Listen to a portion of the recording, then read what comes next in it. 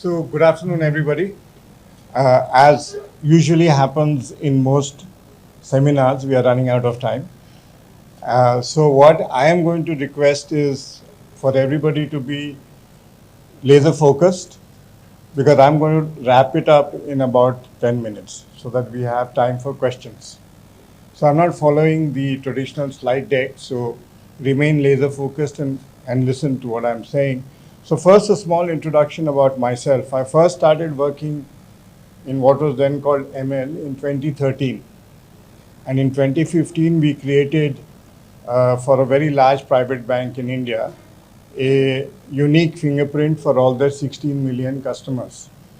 And my learning in that process actually is that if AI had to become relevant, it had to move away from being super specialized.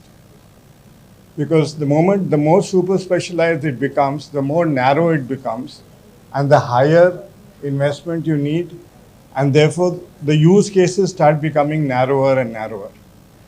And one of the great joys that I have, and even though there are ethical questions about how they got the data and all of that, is the new LLMs that have come into play, which I think at some level democratize the way knowledge could be used in the current context, right? So that is one part of me. The other part of me is that I have seen cancer very closely. My wife was diagnosed with cancer in 2015. She thankfully survived. My business partner was diagnosed with cancer in 2016. He did not survive. So for me, it is personal. It is not a profession. It is not something that I'm doing. I have seen the destruction, and there's no other word for it, that this disease can cause in the lives of people. And so whatever I do is to reduce that. And what I'm going to talk about today is the role of nutrition, because that's something that's not sexy. It's not radiology. It is not histopathology. There is no G in it. So it is not something which is very sexy. But it could become the sixth pillar of oncology treatment.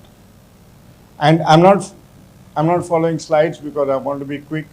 So let me give you the first example of that. There was a study published and now moving into trials where they studied 269 patients who were undergoing immunotherapy. Now this is where machine learning and AI becomes very useful because it allows you to differentiate between every single data potential without setting up hypotheses. Because the value of AI is that can you arrive at an example without a hypothesis, right? Or without at least a stated hypothesis.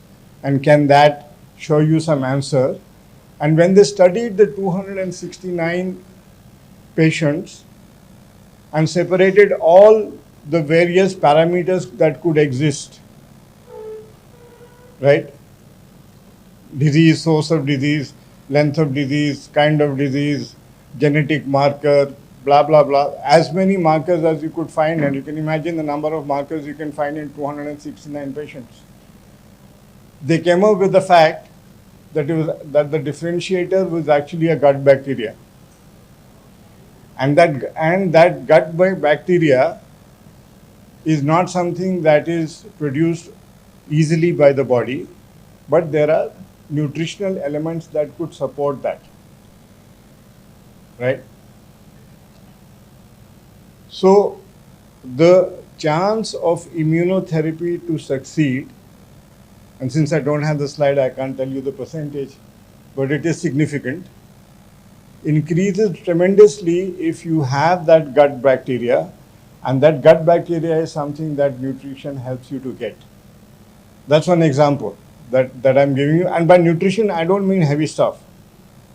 I mean like nuts and, if those of us who know what satvik diet is, then it's pretty much what satvik diet kind of gets you, right? So I'll now move to the next one, which is better because it is more universal. This is where somebody is, and I think for this, it might be worthwhile to